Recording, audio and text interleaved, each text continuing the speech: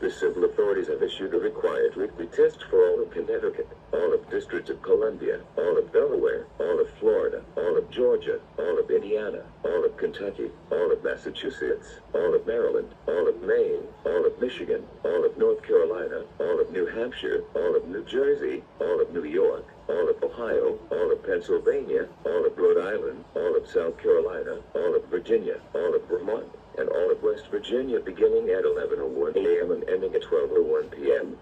Test message equals open cap EAS feed configuration test message.